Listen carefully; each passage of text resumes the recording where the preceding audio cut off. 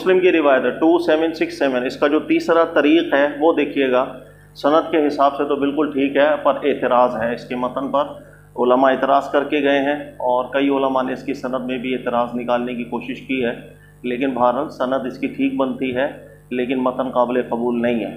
یہ بھی ان روایتوں میں سے ہم پڑھتے ہیں۔ بہرحال بات وہی مڑ کے آ گئی کہ مسلمان جو ہے اس کے اوپر بھی امتحان ہوتا ہے، ایسا نہیں کہ مسلمان امتحانوں سے پاک ہے، اس پر بھی طرح طرح سے امتحان ہے، کبھی روایتوں کی شکل میں امتحان اس کے اوپر آ جاتے ہیں۔ اکثر سوال ہوتا ہے نا، آپ لوگ بھی ذہنوں میں گھومتا، بھائی محدثین یہ روایتیں لاتے کیوں ہیں، تو یہ صحیح کیوں ہے، یہ غلط کیوں ہے؟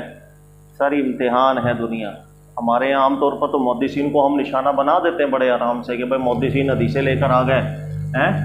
اللہ کے نبی علیہ الصلوۃ والسلام سے منسوب حدیثیں لے کر کے آ گئے، وہ غلط ہے۔ تو سر رسول اللہ صلی اللہ علیہ وسلم کا مبارک مقدس نام لے کر غلطیاں ہوئی ہیں، تو تفسیری غلطیوں کا کیا کیا جائے گا؟ جو اللہ کا نام لے کر کے بلنڈرز مارے گئے ہیں بڑے بڑے، اس کا کیا؟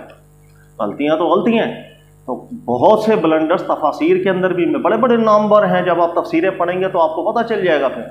کہ کیا کیا اپنے مقاصد کو حاصل کرنے کے لیے، اپنی فکر کو ترجیح دینے کے لیے ایسی ایسی قرآن پاک میں تعریفیں کی ہوئی ہیں کہ آپ لوگ سوچ کر کے حیران ہو جاؤ۔ جب ان کے سامنے مدعا رکھو گے تو آپ کو چہرہ ہی بتا دیتا ہے، بھائی چہرہ ہی بتا دے گا کہاں پر آپ تعویلیں کر رہے ہیں، کیوں بات کو بگاڑ ہے،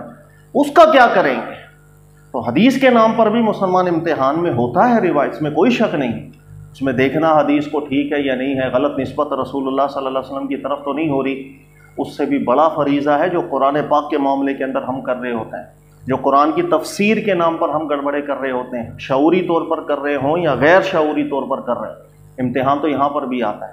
لیکن بات وہی ہے، جس طریقے سے ایک فرقے میں اپنے آپ کو منسوب کرنے والا شخص وہ نہیں مانتا میرے فرقے کی غلطی، اس طرح وہ کسی تفسیر پہ اگر فکر کھڑی ہو گئی وہ آپ منوا کے دکھا دیجیے گا، منوانا ہمارا کام ہی نہیں ہے، باڑ میں جا دیوار پہ مارو جی ایسی۔ لیکن حق بات کرنی چاہیے، چاہے وہ قرآن کی تفسیر کے حوالے سے ہو، چاہے وہ حدیث کے حوالے سے، رسول اللہ صلی اللہ علیہ وسلم کا مبارک مقدس نام لے کر غلط بات ہو یا اللہ کا نام لے کر قرآن پاک میں غلط بات ہو، اپنے نفس کی اپنی خواہش کے پیچھے ہم نے نہیں چلنا، دلیل کی بنیاد پر جس کی بات ٹھیک نہیں ہے اٹھا کے دیوار پہ ماریں گے، کام ختم۔ تو یہ جو روایت کا تیسری جو روایت امام مسلم لے کر آ رہے ہیں 2767، اس کے اندر جو الفاظ آئے ہیں وہ یہ ہیں کہ کچھ مسلمان جو ہیں وہ قیامت کے روز لائے جائیں گے اور ان کے گناہ بہت زیادہ ہوں گے، تو مسلمانوں کے گناہوں کو اٹھا کر یہود و نصارہ کے اوپر گناہ ڈال دیے جائیں گے مسلمانوں کے، پھر ان کو جہنم میں ڈالا جائے گا، تو یہ جو کفار ہوں گے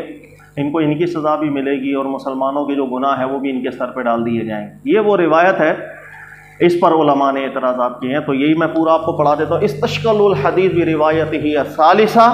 یہ جو تیسری روایت ہے مسلم کی، کہہ رہے ہیں کہ اس حدیث میں اشکالات بہت زیادہ ہیں، التی افادت معنی زائدہ فی الحدیث وہو مضاعفۃ العذاب علی الیہود والنصارى بسبب تحمیلہم ذنوب المسلمین،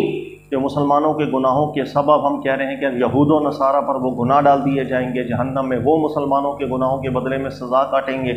کہہ رہے ہیں یہ جو معنی اس روایت کے اندر آیا ہے یہ اشکال پیدا کر رہا ہے، اس کے متن میں کچھ نہ کچھ گڑبڑ چل رہی ہے۔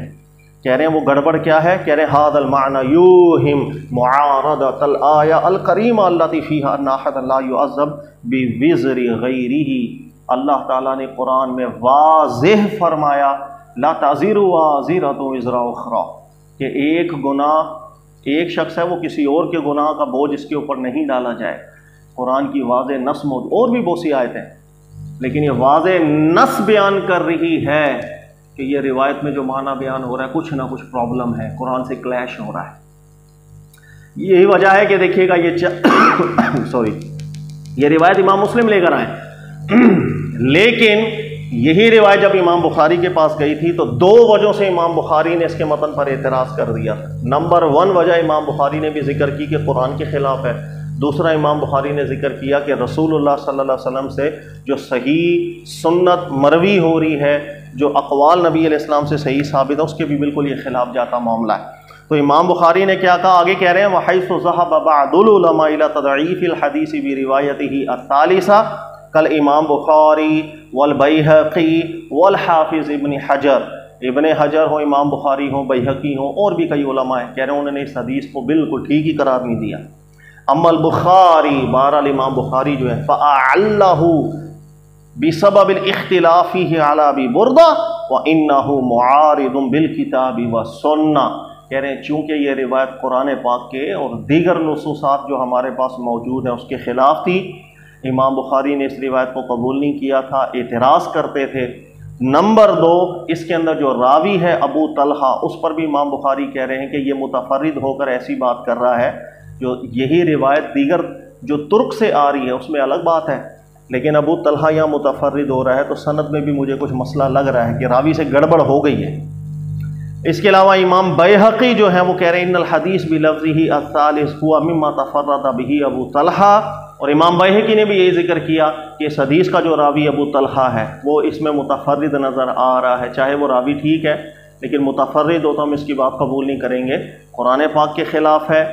اور آگے ذکر بھی کر رہے ہیں، امام بیہقی نے بھی ذکر کیا کہ وفیہ ھذا اللفظ المشکل ان الحدیث مخالف لقولہ تعالی لا تزر وازرۃ وزر اخری، کہ قرآن پاک کے مضمون کے بھی بالکل خلاف جاری ہے، مطابقت کی تطبیق کی کوئی صورت پیدا نہیں ہو رہی ہے، لہذا حق یہ ہے کہ اس حدیث کو ضعیف قرار دیا جائے۔ اسی کو انہوں نے راجح قرار دیا کہ حدیث کے جو متن ہے اس پر اعتراض کیا جا سکتا ہے، اور اس کی سند پر بھی راوی کی بنیاد پر ہم متفرد ہونے کی بنیاد پر ہم کہہ سکتے ہیں کہ یہ حدیث ٹھیک نہیں ہے۔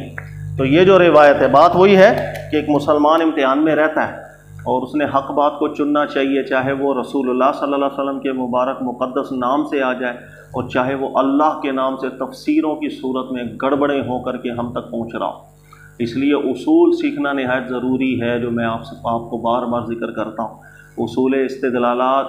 استدلال نہیں سیکھے آپ کو بڑی آسانی سے قرآن کے نام پر بھی الٹی سیدھے آپ کو چیزیں پڑھا دی جاتی، اس لیے کہ قرآن کو مسانی نہیں بنایا جاتا۔ ایک رخ پہ ایک جگہ کی ایک آیت سیاق و سباق ادھر ادھر ملا ملو کے جمع تفریق کر کے آپ کے سامنے رکھ دیں، کیا پتہ چلے گا آپ کو کہ کیا بول کے کیا گیا؟ سبحان اللہ کے نعرے لگ رہے ہوں گے، یار قرآن سے استدلال کیا۔ اس لیے اگر مسانی بنانا قرآن کو نہیں آیا تو سر بس آپ مسانی بنا کے قرآن سامنے رکھیں، سر پھر آپ چہرہ بتائے گا کہ بات ٹھیک کر کون رہا ہے اور کون تعویلوں کی طرف جا رہا ہے۔ پھر مڑ مڑا کے ہم تعویلیں کرنا شروع کر دیتے ہیں، ہے نا، پھر ہماری تعویلیں آ جاتی ہیں، نہیں یا لغوی معنی مراد ہے یا شرعی معنی مراد نہیں۔ اللہ تعالیٰ سمجھنے۔ اگلی حدیث پر چلتے ہیں بھائی۔